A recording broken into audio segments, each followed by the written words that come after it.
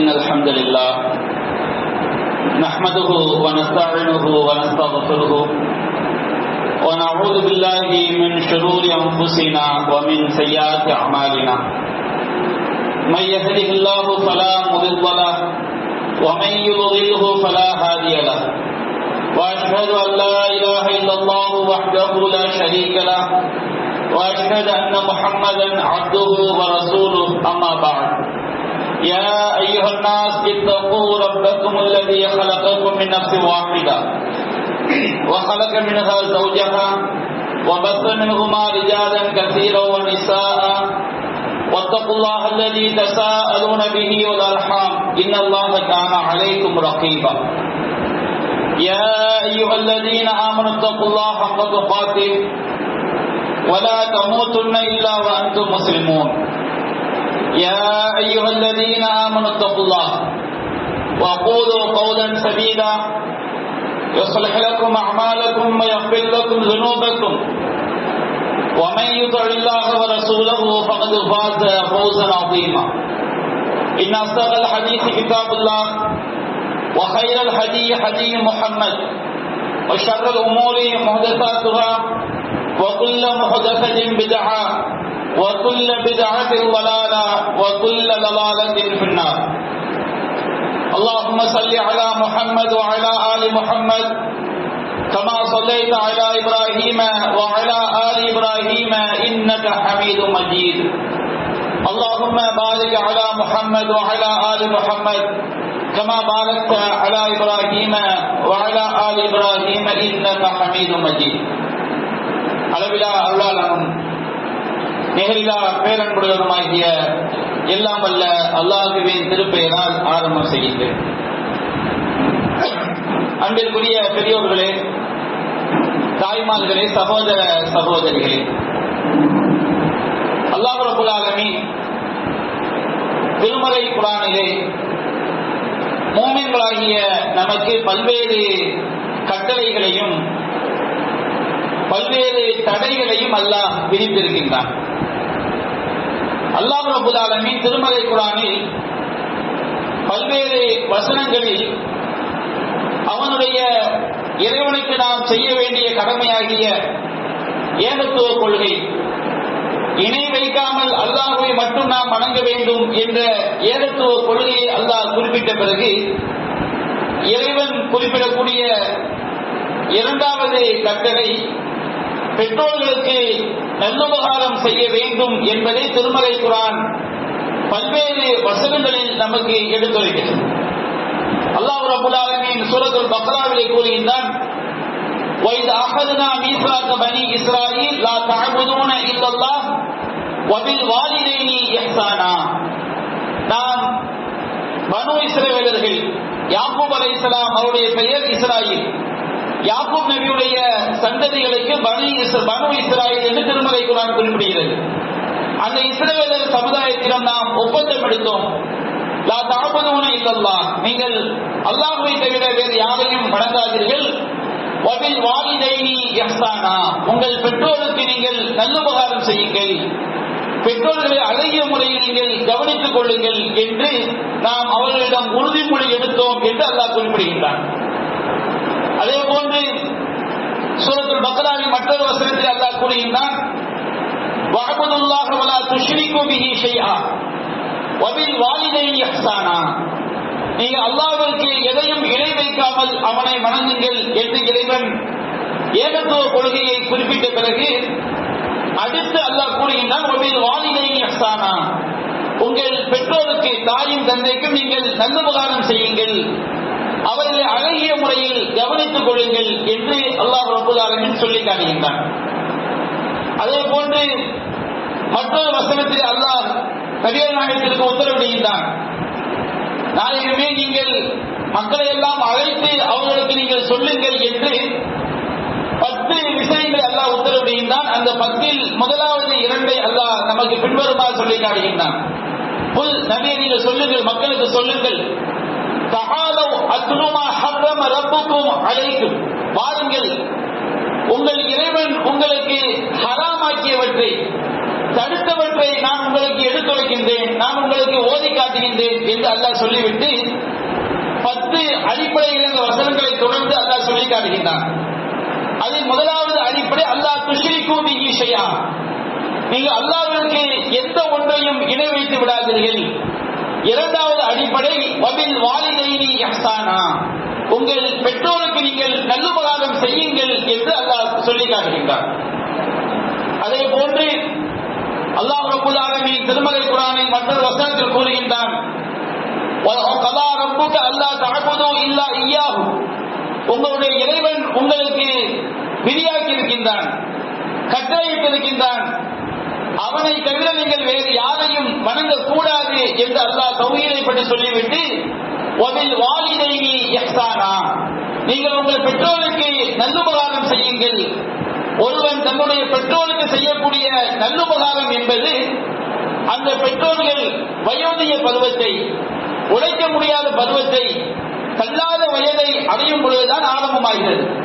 அதைத்தான் அல்லாஹ் கூறுகின்றான், فَإِمَّا يَبْلُغَنَّ أَحَدُهُمَا عِندَكَ أَحَدُهُمَا أَوْ كِلَاهُمَا, அந்த பெற்றோரில் இருவரோ அல்லது இருவரில் ஒருவருமோ உங்களிடம் வயோதிக பருவத்தை அடைந்து விட்டால் فَلَا تَقُلْ لَهُمَا أُفٍّ, நீங்கள் அவர்களை நோக்கி உஃப் என்ற அந்த சி என்ற வார்த்தையை கூட சொல்லிவிடாதீர்கள்.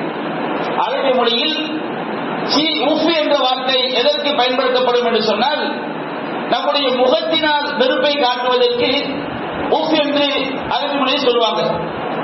ஏதாவது ஒரு செயல் நமக்கு பிடிக்காத செயலை ஒருவர் செய்வார், நாம அவரை நோக்கி வெறுப்பை வார்த்தையால் காட்டாமல் முகத்தில் என்ன செய்வோம், வெறுப்பை காட்டுவோம். அப்படிங்கிற மாதிரி நம்ம ஒரு சலிப்பை காட்டுவோம் பாருங்க.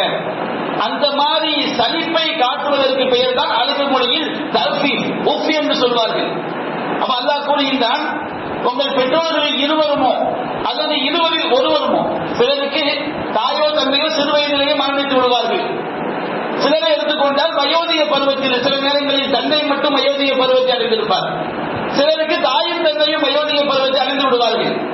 அப்ப அந்த பெற்றோர் தாயும் தந்தையும் இருவரும் ஒன்னிடத்தில் வயோதிக பருவத்தை அடைந்து விட்டால் பலா தப்புல் லஹுமா உஃபின், அவர்களை நோக்கி நீ சீ என்று கூட சொல்லிவிடாது. வகுல் லஹுமா கௌலன் கரீமா, அந்த இருவரிடமும் நீங்கள் கண்ணியமான வார்த்தைகளை, அன்பான வார்த்தைகளை, பணிவான வார்த்தைகளை நீங்கள் பேசுங்கள். வக்ஃபில் லஹுமா ஜனாஹ ஸுல்லி மினர் ரஹ்மா, கருணையோடு பணிவு எனும் இறக்கைகளை உங்களுடைய பெற்றோருக்காக நீங்கள் தாழ்த்துங்கள் என்று அல்லாஹ் கூறுகின்றான். அல்லாஹ் ரப்பல் ஆலமீன் வயோதிக பருவத்திலே பிள்ளைகள் பெற்றோர் மீது காட்ட வேண்டிய அன்பை, பறவைகளின் இறக்கை, தன்னுடைய பறவை, ஒரு தாய் பறவை தன்னுடைய குஞ்சுகளை இறக்கையால் அரவணைப்பதை போன்று, இறக்கையால் அரவணைத்து அந்த குஞ்சுகளை பாதுகாக்கின்ற அன்பிற்கு நிகராக அல்லாஹ் சொல்லி காட்டுகின்றான். கருணையோடு பணிவு எனும் இறக்கையை அவர்களுக்காக நீங்கள் தாழ்த்துங்கள். பெற்றோர்களிடம் எந்த அளவிற்கு பணிவாக நடந்து கொள்ள வேண்டும் என்று அல்லாஹ் குறிப்பிடும் பொழுது, ஒரு தாய் பறவை தன்னுடைய குஞ்சை அரவணைப்பதை போன்று நீங்கள் பெற்றோரிடம் பணிவாக நடந்து கொள்ள வேண்டும். கரீமா, கண்ணியமிக்க வார்த்தைகளை நீங்கள் அவர்களிடம் பேசுங்கள். நீங்கள் உங்கள் பெற்றோர் இருவருக்காகவும் அல்லாஹ்விடம் பிரார்த்தனை செய்யுங்கள். இறைவா, நான் சிறு பிராயமாக இருக்கும் பொழுது என்னுடைய பெற்றோர்கள் என்னை எப்படி பராமரித்தார்களோ, என்னை பேணி பாதுகாத்து வளர்த்தார்களோ, என் மீது அன்பு காட்டினார்களோ, என் மீது பாசம் காட்டினார்களோ, அதுபோன்று நீ அவர்கள் மீது அன்பையும் பாசத்தையும் காட்டுவாயாக, அவர்களை பாதுகாப்பாயாக என்று பெற்றோருக்காக நீங்கள் பிரார்த்தனை செய்யுங்கள் என்று அல்லாஹ் ரப்பல் ஆலமீன் உத்தரவிடுகின்றார். திருமறை குர்ஆன் ஏராளமான வசனங்களில் பெற்றோர்களை நாம் பராமரிக்க வேண்டும், அவர்களை பாதுகாக்க வேண்டும் என்று சொல்லி காட்டுகிறது. அல்லாஹ் ரப்பல் ஆலமீன் சூரத்துல் லுக்மான் என்ற அத்தியாயத்திலே கூறுகின்றான், வஸைனல் இன்சான பிவாலிதைஹி, தன்னுடைய பெற்றோர்கள் விஷயமாக மனிதனுக்கு நாம் ஆணையிட்டோம், அறிவுறுத்தினோம். ஹமலத்துஹு உம்முஹு வஹ்னன் அலா வஹ்ன், அவனுடைய தாய் அவனை சிரமத்திற்கு மேல் சிரமப்பட்டு அவனை ஈன்றெடுத்தாள். ஒரு தாய் நாம் பெற்றோரை கவனிக்க வேண்டும் என்பது அந்த பெற்றோர்கள் நமக்கு சொத்தை தந்தார்கள், தருவார்கள் என்பதற்காக அல்ல, அந்த பெற்றோர்கள் நமக்கு உணவூட்டினார்கள் என்பதற்காக அல்ல. அந்த அந்த பெற்றோர்கள் ஒரு தாய் அவனை சிரமப்பட்டு பெற்றெடுத்ததற்காகவே அந்த தாயை கவனிக்க வேண்டும் என்று அல்லாஹ் சொல்லி காட்டுகிறான். இன்றைக்கு நவீன வாழ்க்கையில் பலரும், அதிலும் இஸ்லாத்தை முஸ்லிம்களாக இருக்கக்கூடிய பலரும் தங்களுடைய பெற்றோர்களை கவனிப்பதை உதாசீனப்படுத்துவதை பார்க்கிறோம். வயோதிக காலத்திலே பெற்றோர்களை புறக்கணிப்பதை பார்க்கிறோம். பெற்றோர்களுக்கு சொல்லனா துன்பங்களை இழைக்கக்கூடிய பிள்ளைகளையும் நாம் கேள்விப்படுகிறோம். அவங்க சொல்லக்கூடிய காரணம் என்ன? என்னுடைய பெற்றோர் எனக்கு சொத்தை தந்தார்களா, என்னை நடுத்தரவில் விட்டுவிட்டார்கள், என்னுடைய பெற்றோர்கள் எனக்கு சொத்து தரவில்லை என்பது போன்ற காரணங்களை தான் முன்வைக்கிறார்கள். ஆனால் அல்லாஹ் ரப்பல் ஆலமீன் பெற்றோர்களை கவனிக்க வேண்டும் என்ற கடமையை மனிதன் மீது சுமத்தி இருப்பதே, அவர்கள் உனக்கு சொத்தை தந்தாலும் தராவிட்டாலும் நீ எதற்காக அவரை கவனிக்க வேண்டும்? அல்லாஹ் கூறுகின்றான், மனிதனுக்கு அவருடைய பெற்றோர்கள் குறித்து நாம் ஆணையிட்டோம், அறிவுறுத்தினோம், கட்டளையிட்டோம்.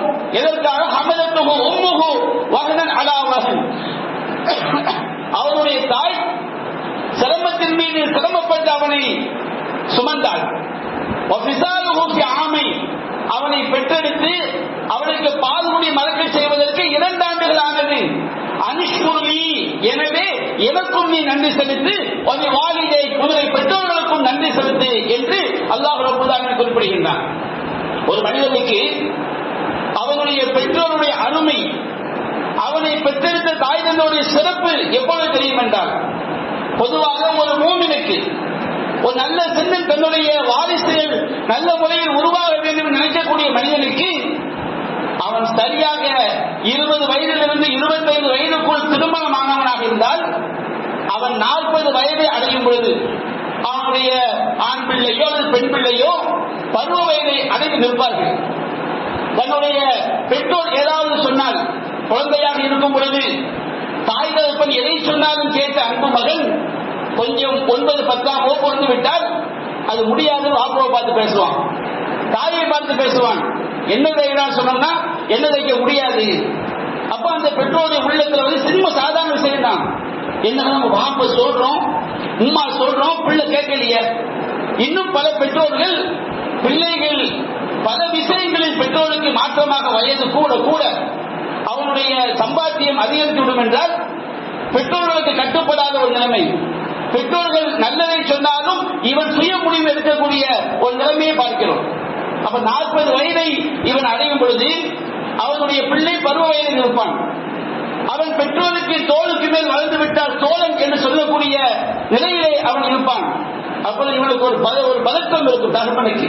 தன்னுடைய பிள்ளை, தன்னுடைய மகள் அவள் சரியாக நடப்பாளா, இல்லை பாதை மாறி சென்று விடுவானா, நமக்கு கட்டுப்படுவானா, இது அல்லாஹ் ரசூல் சொன்னபடி நடப்பானா என்கின்ற பயம் அவனுக்கு 40 வயதில் ஏற்படும் பொழுதுதான் தன்னை தன்னுடைய பெற்றோர்கள் எப்படி பேணி வளர்த்தார்கள் என்கின்ற எண்ணம் அவனுக்கு ஏற்படும்.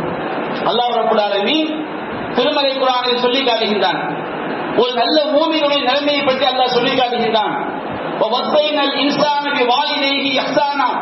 பெற்றோருக்கு, மனிதனுக்கு அவருடைய பெற்றோர் குறித்து பெற்றோருக்கு நல்ல உபகாரம் செய்ய வேண்டும் என்று நாம் அறிவுறுத்தினோம், நாம் கட்டளையிட்டோம்.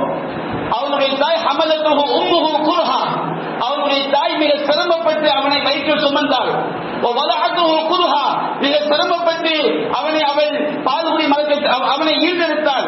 வஹம்லுஹு வஃபிசாலுஹு 30 ஷஹ்ரா, அவள் மனிதனாக சுமந்ததும் அவனுக்கு பாலூட்டியதும் 30 மாதங்கள் என்று அல்லாஹ் குறிப்பிடுகின்றான். ஒரு தாயுடைய வயிற்றுல கரு உண்டான உடனேயே அவள் சுமையை உணர மாட்டாள். எப்பொழுது அவள் தன்னுடைய வயிற்றில் சுமையை உணர ஆரம்பிப்பாள்?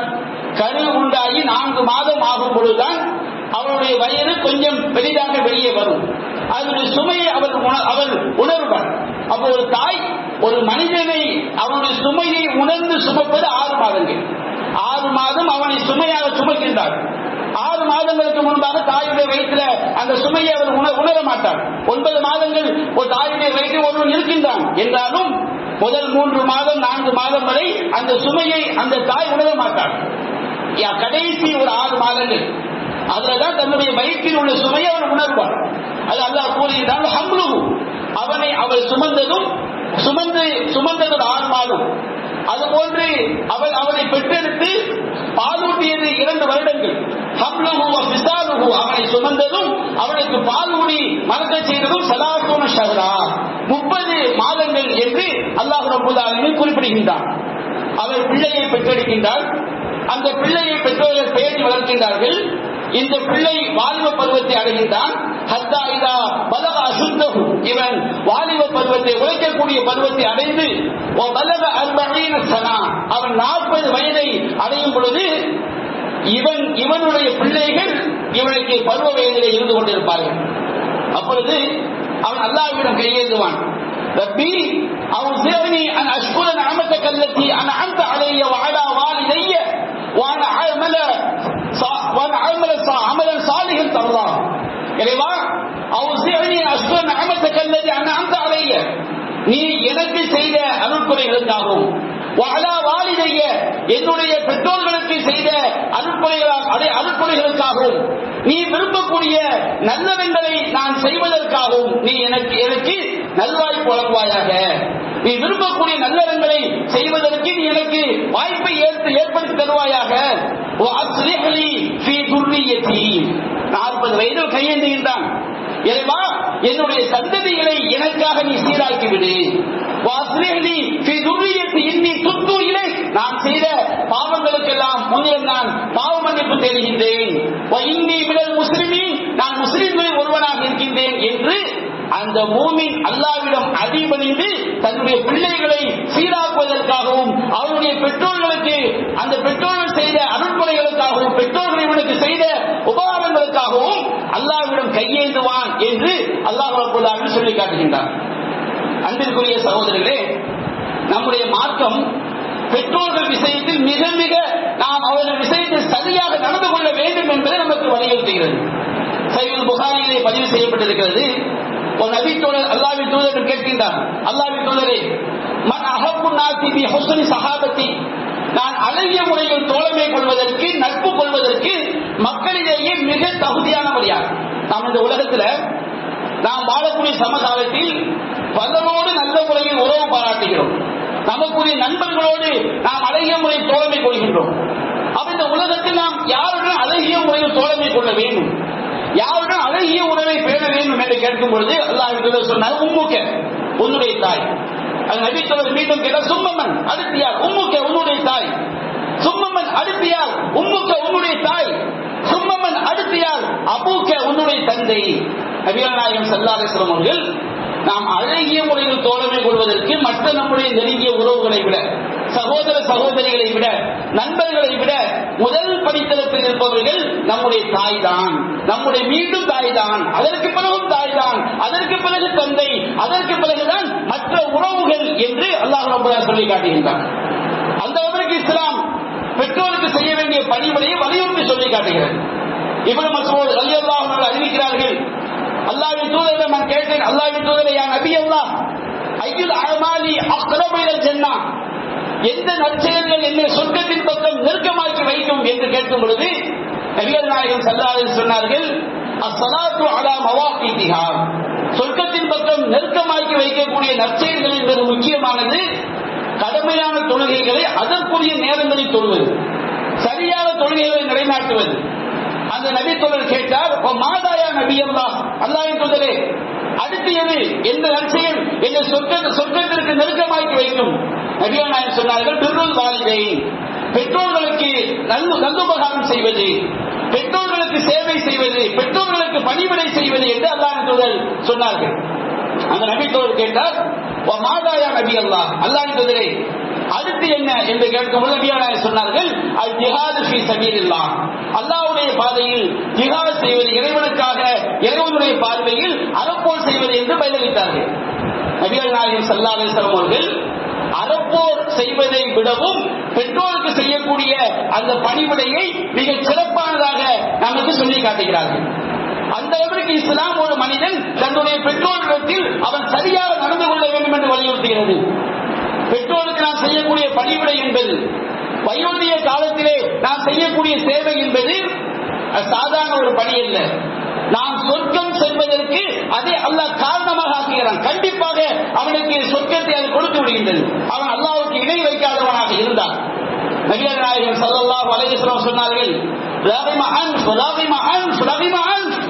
அவனுடைய மூக்கு மண்ணாகட்டும், அவனுடைய மூக்கு மண்ணாகட்டும், அவனுடைய மூக்கு மண்ணாகட்டும் என்று சொன்னார்கள். சஹாபாக்கள் கேட்டா, அல்லாஹ்வின் தூதரே, மன் யா ரசூலல்லாஹ், அவனுடைய மூக்கு மண்ணாகட்டும் என்று சொன்னீர்களே, அவன் யார்? யார் அவன் நாசமாகட்டும் மண்ணாகட்டும் சொன்னீர்கள், அவன் யார் என்று கேட்கும் பொழுது அல்லாஹ்வின் தூதர் சொன்னார்கள், மன் அதரக அபவைஹி இன்தவல் கிபர் அஹதுஹுமா அவ் கிலாஹுமா ஃபலம் யதுகுல் ஜன்னah. எவன் தன்னுடைய பெற்றோர்களில் ஒருவரையோ அல்லது இருவரையோ, தாய் மட்டுமல்ல தந்தை மட்டுமல்ல தாய் தந்தை இருவரையுமோ அவனிடத்தில் வயோதிக பருவத்தை அடைந்து அவன் சொர்க்கம் நுழையவில்லையோ அவனுடைய மூக்கு மண்ணாகட்டும். இது அவ்வளவு நெற்காரியம். பெற்றோர்கள் வயோதிக பருவத்தை அடைந்தால் நாம் எப்படி சொர்க்கம் செல்ல முடியும்? அந்த வயோதிக பருவத்தில் அவர்களுக்கு நாம் செய்யக்கூடிய சேவைகள், பெற்றோர்கள் வயோதிக பருவத்தை அடைந்து விட்டால் பொதுவாக எந்த ஒரு மனிதனும் நாம தள்ளாத வயதை அடைந்து படுக்கையிலே கிடந்த கிடையாக கிடப்பதை நாம் விரும்பக்கூடாது. நபிகள் நாயகம் ஸல்லல்லாஹு அலைஹி வஸல்லம் அவர்கள் அல்லாஹ்விடம் தள்ளாத வயதை அடைவதை விட்டு பாதுகாப்பு தேடி இருக்கின்றார்கள். ஒவ்வொரு தொழுகை முடிந்த பிறகும் அல்லாஹும்ம இன்னி அஊது பிக மினல் ஜுபுன் வ அஊது பிக மினல் புகுல் வ அஊது பிக அன் உரத்த இலா அர்தலில் உம்ர். இறைவா, கஞ்சத்தனத்தை விட்டும் கோழைத்தனத்தை விட்டும் நான் வயோதிக பருவத்திற்கு தள்ளப்படுவதை விட்டு முதல் பாவ மன்னிப்பு தேடுகிறேன். வயோதிக நம்ம நீண்ட ஆயுள் வாழலாம், எவ்வளவு காலம் வாழ்ந்தாலும் ஆரோக்கியமாக வாழ வேண்டும், அல்லாஹ்விற்கு வணக்க வழிபாடுகள் செய்யக்கூடிய நிலையில் வாழ வேண்டும். அதை நாம் அல்லாஹ்விடம் கேட்க வேண்டும். ஆனால் அல்லாஹ் ரப்பல் ஆலமீன் ஒருவனை சோதிப்பதற்காக, இந்த உலகத்தில் மூமினுக்கு ஏற்படக்கூடிய சோதனைகள் மறுமையில் அவனுக்கு பாவ பரிகாரமாக அமையும். அல்லாஹ் ஒருவனை சோதிப்பதற்காக அவனை படுக்கையில் அல்லாஹ் ஆழ்த்தி விட்டால், அவனை சோதித்து விட்டால், நோயின் மூலம் சோதித்து விட்டால் அவனுடைய பிள்ளைகளுக்கு அது ஒரு பெரும் பேர். பலரும் பெற்றோர்கள் படுக்கையிலே சிறுநீர் கழித்து விட்டால், படுக்கையிலே மலம் கழித்து விட்டால், பெற்றோர்கள் படுக்கையாக ஆகிவிட்டால் நாம நினைத்த காரியத்தை செய்ய முடியாது, நினைத்த இடத்துக்கு போக முடியாது, ஒரு சுற்றுலா செல்ல முடியாது. அது மிகப்பெரிய ஒரு பாரமாக அவனுக்கு இருக்கும். ஆனா அல்லாஹ் ரப்பல் ஆலமீன் நீ உன்னுடைய இறைவனுடைய கட்டளையை ஏற்று உன்னுடைய பெற்றோரை கவனித்தால், நீ உன்னுடைய தாயினுடைய மடியிலே நீ சின்னஞ்சிறு குழந்தையாக இருக்கும் பொழுது நீ சிறுநீர் கழித்தாய், நீ மலம் கழித்தாய், உனக்கு நோய் வரும்போது உன்னுடைய பெற்றோர்கள் உன்னை கண்பிடித்து பாதுகாத்தார்கள். எந்த தாயாவது தன்னுடைய பிள்ளை சிறுநீர் கழித்ததற்காக தூக்கி எறிவாரா? எந்த தகப்பனாவது தன்னுடைய பிள்ளைக்கு ஏதாவது ஆகிவிட்டால் அவனை தூக்கி எறிந்தானா? உனக்காக அந்த பெற்றோர்கள் தன்னுடைய சுகத்தை இழந்தார்கள், தன்னுடைய இன்பத்தை துறந்தார்கள், இரவெல்லாம் முடித்திருந்தார்கள். அவன் சின்னஞ்சிறு குழந்தையாக நாம் இருக்கும் பொழுது நமக்கு ஏற்பட்ட ஒவ்வொரு நோய்க்கும் நம்முடைய தாயும் தகப்பனும் கண்ணீர் வடித்தார்கள். நம்முடைய பெற்றோர்கள் நமக்கு செய்த சேவையை போல நாம் அவர்களுக்கு செய்துவிட முடியாது என்றாலும் இது அல்லாஹ் கொடுத்த பாக்கியம். உன்னுடைய பெற்றோர்கள் உன்னை கவனித்தாய் அல்லவா, நீ அவர்களை கவனித்தார், அவர்களுக்கு சேவை செய்தால் அந்த தியாகத்திற்குரிய கூலி சொர்க்கத்தை தவிர வேறு எதுவும் இல்லை. நபிகள் நாயகம் ஸல்லல்லாஹு அலைஹி வஸல்லம் அவர்கள் ஒரு தடவை அவர்கள் அப்படியே அயர்ந்து தூங்குகிறார்கள். அயர்ந்து தூங்கும் பொழுது அவர்கள் கனவிலே அவர்கள் சொர்க்கத்தில் இருப்பதை போன்று பார்க்கிறார்கள். நபிமார்கள் காணக்கூடிய கனவு என்பது இறை செய்தி. அவர் சொர்க்கத்தில் நபிகள் நாயகம் ஸல்லல்லாஹு அலைஹி வஸல்லம் அவர்கள் இருக்கிறார்கள். அங்கே அவர்கள் ஒரு சத்தத்தை, ஒரு ஓதக்கூடிய ஒருவர் சொர்க்கத்தில் ஓதிக்கொண்டிருப்பதை போன்ற ஒரு சத்தத்தை கேட்கிறார்கள். அப்ப நபிகள் நாயகம் ஸல்லல்லாஹு அலைஹி வஸல்லம் அந்த கனவிலேயே ஒரு வானவரிடம் கேட்கிறார்கள், இது யார்? ஒருவர் ஓதக்கூடிய சத்தத்தை நான் கேட்கிறேன், இவர் யார்? அப்பொழுது அவர்களுக்கு பதில் சொல்லப்பட்டது, ஹாரிஸா இப்னு நுஅமான், இவர்தான் ஹாரிஸா இப்னு நுஅமான் என்ற ஒரு நபி தோழர். அவர் ஓதக்கூடிய சத்தம் சொர்க்கத்தில் கேட்கிறது என்று சொன்னால் அவர் சொர்க்கவாசி. அவர் நபிகள் நாயகம் ஸல்லல்லாஹு அலைஹி வஸல்லம் சொன்னார்கள், அவர் சொர்க்கவாசியாக அல்லாஹ்வின் தூதருடைய கனவில் காட்டப்படுகிறார். அதற்கு என்ன காரணம் என்று சொன்னால் நபிகள் நாயகம் சொன்னார்கள், கதாக்கல் பிர் வ கான அபர்ரு நாஸி வாலிதைஹி. பெற்றோருக்கு செய்யக்கூடிய பணிவிடையினுடைய நற்கூலி என்பது இப்படித்தான் இருக்கும். அந்த ஹாரிஸா இப்னு நுஅமான் என்பவர் மக்களிலேயே தன்னுடைய பெற்றோருக்கு அதிக பணிவிடை செய்யக்கூடியவராக இருந்தார் என்று நபிகள் நாயகம் ஸல்லல்லாஹு அலைஹி வஸல்லம் சொல்லி காட்டினார். சஹீஹ் முஸ்லிமிலே பதிவு செய்யப்பட்ட செய்தியை பார்க்கிறோம். இப்னு உமர் ரலியல்லாஹு அன்ஹு ஒரு தடவை மக்காவை நோக்கி சென்று கொண்டிருக்கிறார்கள். மக்காவை நோக்கி சென்று கொண்டிருக்கும் போது வரக்கூடிய வழியிலே ஒரு கிராமவாசி, ஒரு வயோதிகர் வருகின்றார். அந்த வயோதிகர் இப்னு உமர் ரலியல்லாஹு அன்ஹு அவர்களுக்கு சலாம் சொல்லியிருந்தார். அவருக்கு பதில் சலாம் சொல்லிவிட்டு இப்னு உமர் ரலியல்லாஹு அன்ஹு அந்த வயோதிகரை தன்னுடைய கழுதையில் ஏற்றி வைத்து தன்னுடைய தலைப்பாகை அந்த வயோதிகருக்கு அணிவித்து அவரை அழைத்துக் கொண்டே செல்கிறார்கள். இப்னு உமர் ரலியல்லாஹு அன்ஹு அவர்கள் சாதாரண ஒரு சஹாபி அல்ல. இந்த சம்பவம் நடக்கக்கூடிய காலகட்டத்திலே மக்களால் மிகப்பெரிய அந்தஸ்தில் வைத்து பார்க்கக்கூடிய ஒரு முக்கியமான ஒரு விஐபி. அந்த இப்னு உமர் ஒரு கிராமவாசியான முதியவரை தன்னுடைய கழுதையின் மீது ஏற்றி வைத்து தன்னுடைய தலைப்பாகை அவருக்கு அணிவித்து அவரை அப்படியே அழைத்துக் கொண்டே செல்கிறார். இப்னு தீனார் என்பவர் இப்னு உமரிடம் கேட்கிறார், அஸ்லஹக்கல்லாஹ், இப்னு உமரே, அல்லாஹ் உங்களுக்கு நல்லிணக்கத்தை ஏற்படுத்துவானாக. இன்னமும் அழகாம், இவர்கள் கிராமவாசிகள், கொஞ்சம் அவங்களுக்கு உதவி செஞ்சாலே அவங்க பெரிதாக நினைப்பார்கள். ஒருவேளை சாப்பாடு போட்டாலே ஒரு 5 ரூபாய் 10 ரூபாய் கொடுத்தாலே அந்த மக்கள் பெரிதாக நினைப்பார்கள். அவர்களை இந்த அளவிற்கு நீங்கள் கண்ணியப்படுத்த வேண்டுமா? அப்ப இப்னு உமர் ரலியல்லாஹு அன்ஹு சொன்னார்கள், நான் ஏன் இவ்வாறு செய்தேன் தெரியுமா? இந்த கிராமவாசியுடைய தந்தை என்னுடைய தந்தை உமர் ரலியல்லாஹு அன்ஹு அவர்கள் நேசிக்கக்கூடியவராக இருந்தார். அவரோடு நெருக்கமான உறவை பேணக்கூடியவராக இருந்தார், அன்பு காட்டக்கூடியவராக இருந்தார். நபிகள் நாயகம் ஸல்லல்லாஹு அலைஹி வஸல்லம் சொன்னார்கள், இன்ன அபர்ரல் பிர்ரி சிலத்துல் வலதி அஹ்லஹு தஅபி. பெற்றோருக்கு செய்யக்கூடிய பணிவிடைகளிலேயே மிகச் சிறந்த பணிவிடை என்ன தெரியுமா? பெற்றோர்கள் மரணித்த பிறகு அந்த பெற்றோர்கள் யாரை நேசித்தார்களோ, அந்த பெற்றோர்களை யார் நேசித்தார்களோ அவர்களை பிள்ளையும் இணைத்து வாழ்வதுதான் அவர்களுக்கு செய்யக்கூடிய பணிவிடைகளிலே மிகச்சிறந்த பணிவிடை. பெற்றோர்கள் மரணித்த பிறகும் அவர்களுக்கு பணிவிடை செய்ய வேண்டும் என்று மார்க்கம் சொல்லும் பொழுது, உயிரோடு இருக்கும் பொழுது நாம் அந்த பணிவிடையை எந்த அளவிற்கு மேற்கொள்ள வேண்டும் என்பதை நாம் சற்று சிந்திக்க கடமைப்பட்டிருக்கின்றோம். நபிகள் நாயகம் ஸல்லல்லாஹு அலைஹி வஸல்லம் சொன்னார்கள், ஒரு மனிதன் யார் தன்னுடைய லஅனல்லாஹு மன் லஅன வாலிதை, தன்னுடைய பெற்றோரை சபிப்பவனை அல்லாஹ் சபித்து விட்டான் என்று சொல்லும் பொழுது சஹாபாக்கள் கேட்டார்கள், அன்றைய காலத்தில் அல்லாஹ் என்பதிலே ஒரு மனிதன் தன்னுடைய பெற்றோரை சபிப்பானா? ஏன்னா அன்றைய அரபு சமுதாயத்தில் பெற்றோரை சபித்தது என்பது நடக்காத ஒரு காரியம். அவங்க ரொம்ப ஆச்சரியமா இருக்கு. இன்னும் நம்ம சமூகத்தில் அப்படி கிடையாது. பெற்ற தாயை பார்த்து பேசி விபச்சாரி என்பதற்கு பயன்படுகின்ற பொருளை தரக்கூடிய வார்த்தையை பேசக்கூடிய பிள்ளைகள் எல்லாம் இருக்கிறார்கள். பெற்ற தகப்பனை பார்த்து பேசக்கூடியவெல்லாம் இருக்கிறார்கள். கடுமையான வார்த்தை பிரயோகங்களை சொல்லக்கூடிய மக்கள் எல்லாம் இருக்கின்றார்கள். சஹாபாக்கள் கேட்டார்கள், ஒரு மனிதன் தன்னுடைய பெற்றோரையுமா திட்டுவான்? நபிகள் நாயகம் சொன்னார்கள், என்னுடைய பெற்றோரை திட்டுவது என்று சொன்னால் இவன் யசுப்பு அபாஹு ஃபயசுப்பு அபாஹு ஃபயசுப்பு உம்மஹு ஃபயசுப்பு உம்மஹு, இவன் அவனுடைய தந்தையை திட்டுவான். ஏதாவது பிரச்சனை வரும்போது அடுத்தவனுடைய தந்தையை இவன் திட்டும் பொழுது அவன் பதிலுக்கு இவன் தந்தையை திட்டுவான். இவன் அடுத்தவனுடைய தாயை திட்டும் போது அவன் பதிலுக்கு இவனுடைய தாயை திட்டுவான். இதுதான் உன்னுடைய பெற்றோரை நீ திட்டுவது நபிகள் நாயகம் சொன்னார்கள். நபிகள் நாயகம் ஸல்லல்லாஹு அலைஹி வஸல்லம் அவர்கள், நாம் அடுத்தவனுடைய தந்தையை திட்டுவதனால் அவன் நம்முடைய தந்தையை திட்டுவான் என்று சொன்னால் அதை கூட நீ செய்து விடாதே, அது உன்னுடைய பெற்றோரை திட்டுவதாக ஆகும். அது போன்ற இழிவை உன்னுடைய பெற்றோருக்கு ஏற்படுத்தி விடாதே என்று மார்க்கம் சொல்லி காட்டுகிறது. நபிகள் நாயகம் ஸல்லல்லாஹு அலைஹி வஸல்லம் சொன்னார்கள், லஅனல்லாஹு மன் லஅன வாலிதை, தன்னுடைய பெற்றோரை சபித்தவனை அல்லாஹ்வும் சபித்து விட்டான்.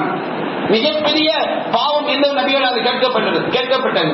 அது இஸ்ராஃப் பில்லாஹ், அல்லாஹ்வுக்கு இணை வைப்பது, வஹுகூகுல் வாலிதைன், பெற்றோருக்கு நோவினை செய்வது, பெற்றெடுத்த பெற்றோர்களை நோவினை செய்வது மிக பயங்கரமான குற்றம், கடுமையான குற்றம் என்று நபிகள் நாயகம் ஸல்லல்லாஹு அலைஹி வஸல்லம் அவர்கள் சொல்லி காட்டினார்கள்.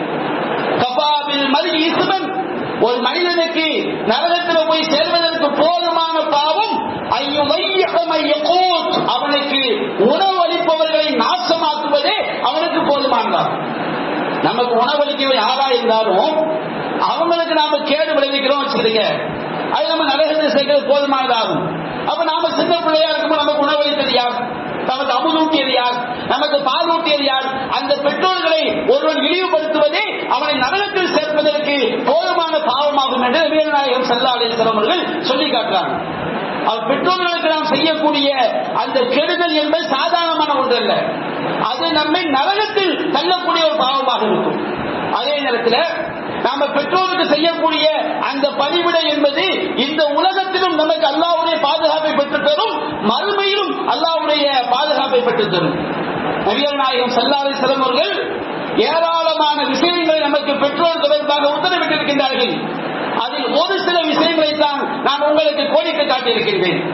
இரண்டாவது முறையில் இன்னும் ஒரு சில விஷயங்களை நான் சுருக்கமாக சொல்லி அல்லாஹ் ரப்பல் ஆலமீன் பெற்றோர்களை பேணி பாதுகாத்து நல்ல முறையில் அவர்கள் விஷயத்தில் நடந்து கொள்ளக்கூடிய நன்மக்களாக நம் அனைவரையும் ஆட்கள் புரிவானாக. வாஹிரு தஅவானா அல்ஹம்துலில்லாஹி ரப்பில் ஆலமீன்.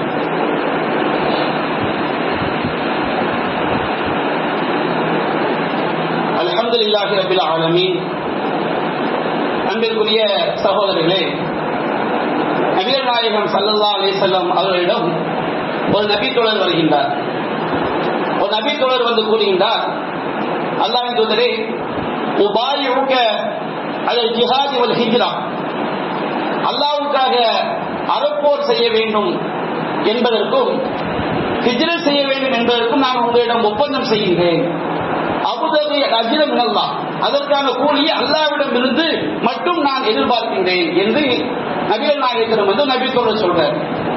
ஹிஜ்ரத் என்பது சாதாரண ஒரு வணக்கமா?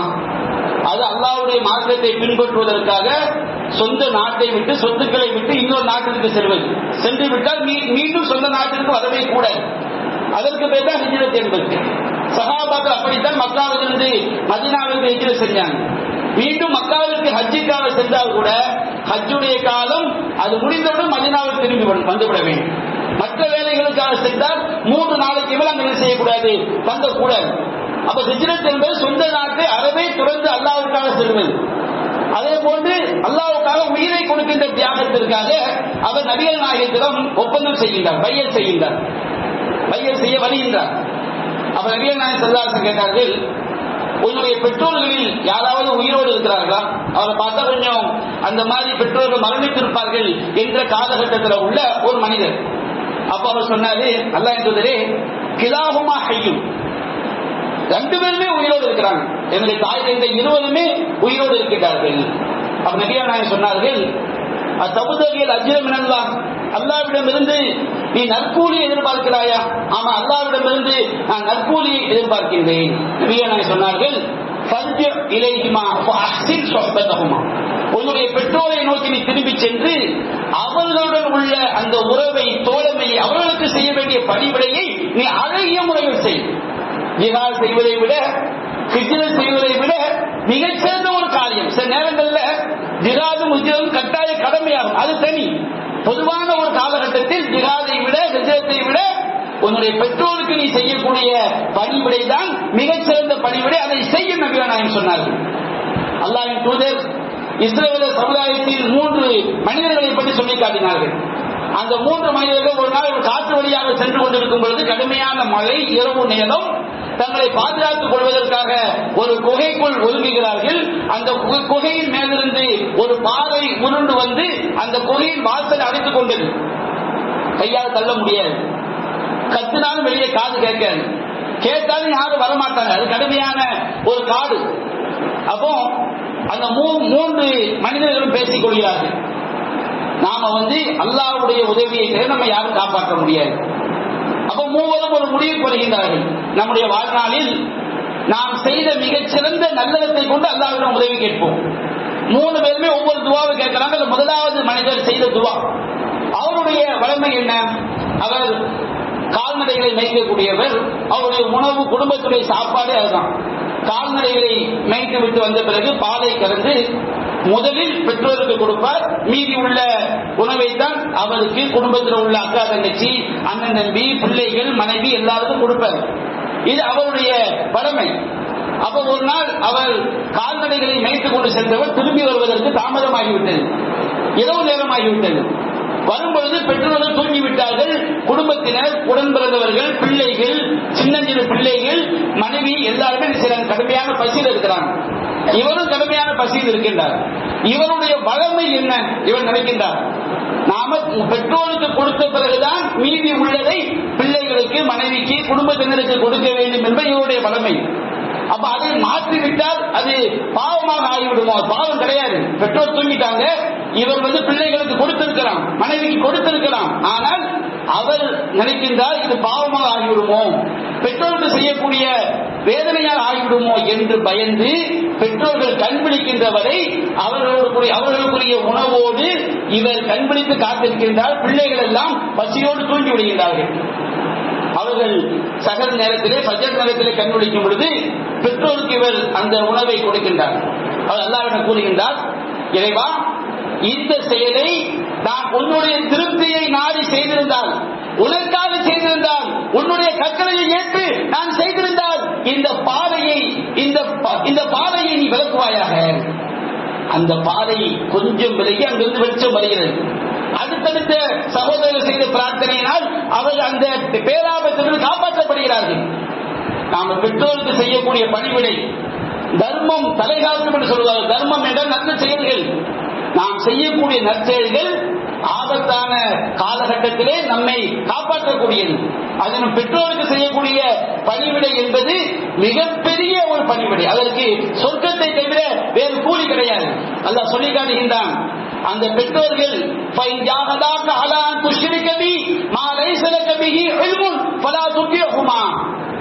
அல்லாஹ் ரப்பல் ஆலமீனுடைய உனக்கு அறிவில்லாத விஷயத்திலே, குர்ஆன் சுன்னத்துக்கு மாற்றமான விஷயத்திலே எனக்கு இணை கல்பிக்குமாறு பெற்றோர்கள் வலியுறுத்தினால் நீ அவர்களுக்கு கட்டுப்பட்டு விடாதே. பெற்றோர்கள் இணை வைப்பாளர்களாக இருந்தாலும் அவர்கள் நம்மை இணை வைப்பு பாவத்திற்கு வலியுறுத்தினால் நாம் கட்டுப்படக்கூடாது. அவர்களுக்கு அழகிய முறையில் ஷிர்க்கை பற்றி எடுத்துச் சொல்ல வேண்டும். அதே நேரத்தில் அவர்கள் இணை வைப்பாளர்களாக இருந்தாலுமே இந்த உலக விஷயத்தில் அவர்களோடு அழகிய முறையில் தோழமை கொள்.